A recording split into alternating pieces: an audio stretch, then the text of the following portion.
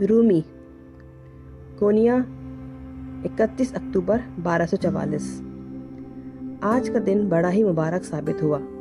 آج میری ملاقات شمس تبریزی سے ہوئی۔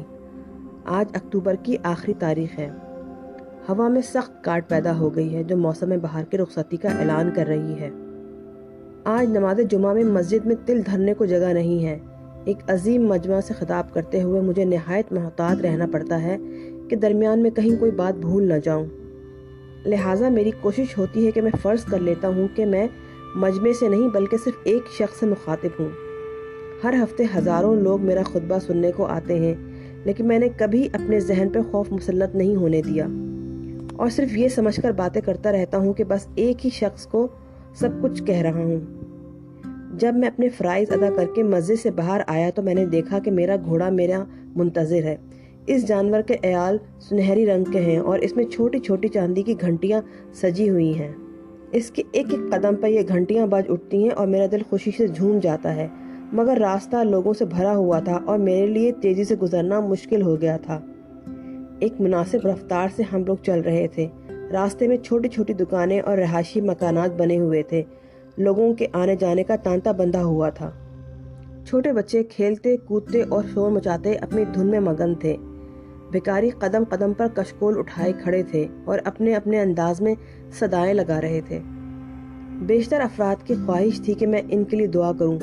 بہت سے لوگ میرے قریب آئے اور میرے ساتھ چلنے کو اپنی خوش قسمتی سمجھتے، مگر بعض افراد کی توقعات کچھ زیادہ ہی ہوتی تھیں۔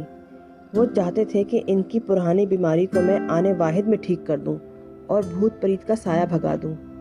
یہ لوگ مجھے کافی پریشان کر کے رکھ دیتے تھے۔ وہ یہ نہیں سمجھتے تھے کہ میرے پاس کوئی معجزہ نہیں ہے کہ فوراً سب کچھ ہو جائے گا۔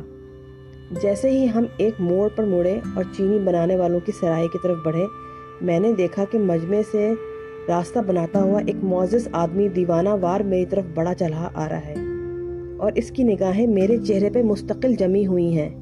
اس کی شخصیت میں ایک عجیب مقناطیسی کشش تھی کہ مجھے بھی اس کی طرف متوجہ ہونا پڑا۔ اس کا سر بالکل صاف تھا، آنکھوں کی بھویں بھی غائب تھیں اور چہرہ تھوڑا سا کھلا اور تھوڑا ڈھکا ہوا تھا اور وہ کچھ خوفزدہ بھی نظر آ رہا تھا۔ مگر میرے لیے یہ کوئی خاص بات نہ تھی۔ میں نے اپنی زندگی میں بے شمار درویش دیکھے تھے جو اپنے اپنے طور اور طریقوں سے خدا کی تلاش میں سرگرداں تھے۔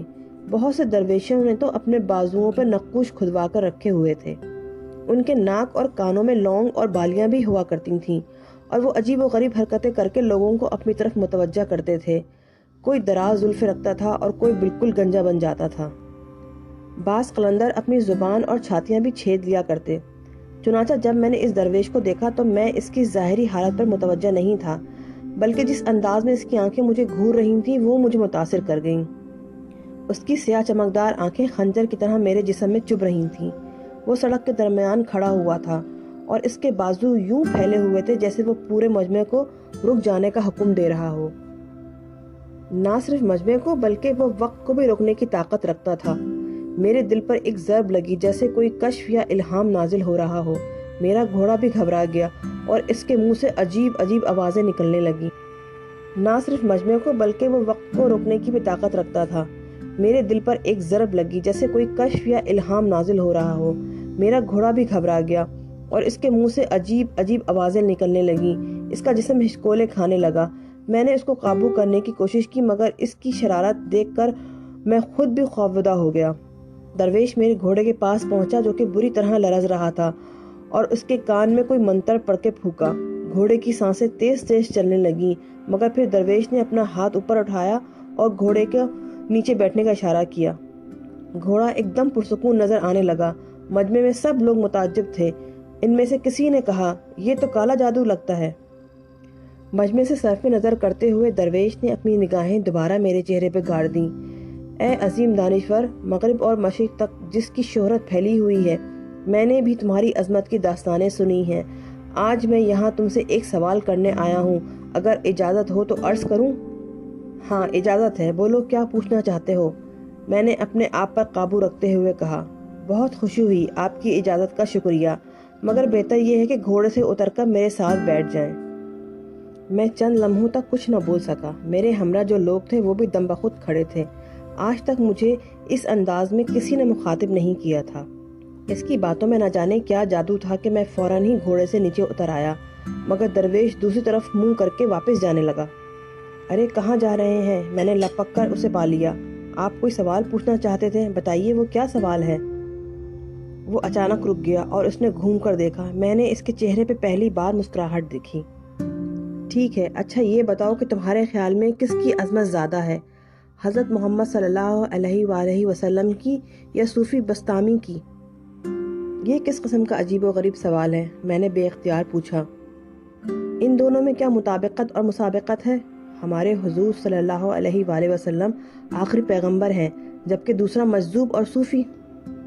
ہمارے آس پاس کئی لوگ کھڑے ہماری باتیں سن رہے تھے، مگر درویش کو کسی کی پرواہ نہ تھی۔ وہ میرا چہرہ بغور پڑھ رہا تھا اور پھر اس نے اس کی تاکید کی۔ اس بارے میں ذرا غور کرنا، کیا ہمارے حضور صلی اللہ علیہ وآلہ وسلم نے یہ نہیں فرمایا کہ مجھے معاف کر دینا میرے اللہ، جتنا مجھے آپ کو جاننا اور پہچاننا چاہیے تھا میں اس قدر نہیں جان سکا؟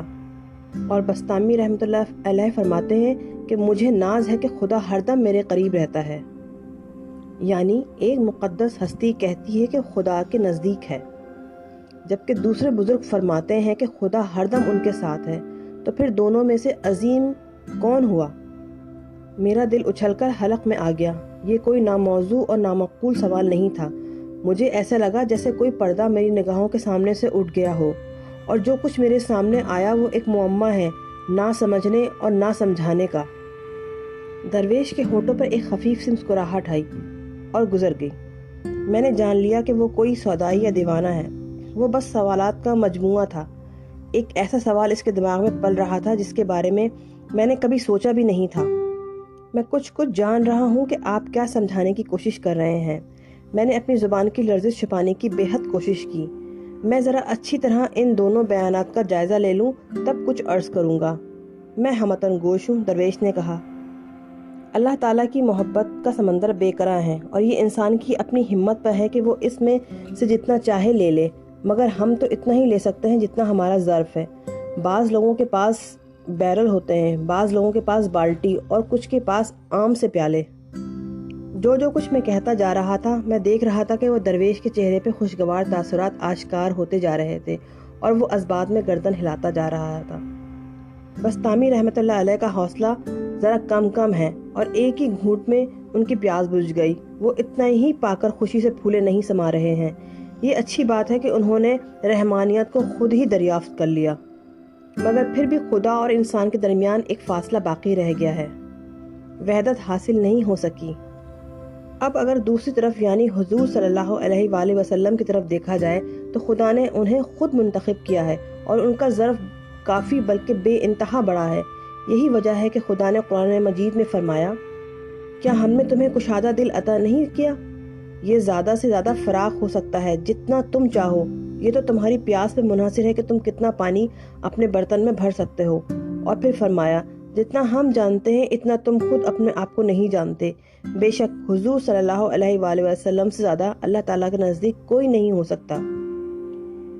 ایک کھسیانی ہنسی کے ساتھ درویش نے گردن ہلائی اور میرا شکریہ ادا کیا۔ دونوں ہاتھ اس نے اپنے سینے پہ رکھے، گویا مجھے تعظیم دے رہا ہو۔ دوبارہ جب ہماری آنکھیں ملیں تو میں نے محسوس کیا کہ اب اس کا رویہ کافی نرم پڑ گیا ہے۔ اب میں اور درویش ساتھ ساتھ چل رہے تھے۔ چند خزاں رسیدہ پتے ہمارے قدموں کے نیچے آ کر ٹوٹ پھوٹ رہے تھے۔ درویش میری طرف بڑی محبت سے دیکھ رہا تھا، اور اس کے بدن سے ایک خوشبو پھوٹ رہی تھی۔ نہ جانے کب تک ہم ایک دوسرے کو عقیدت اور محبت سے دیکھتے رہے، اور پھر میں نے ایک عجیب و غریب سی آواز نکالی۔ درویش ایک اور سوال پوچھ رہا تھا، اب تم بتاؤ تمہارا ظرف کتنا بڑا ہے؟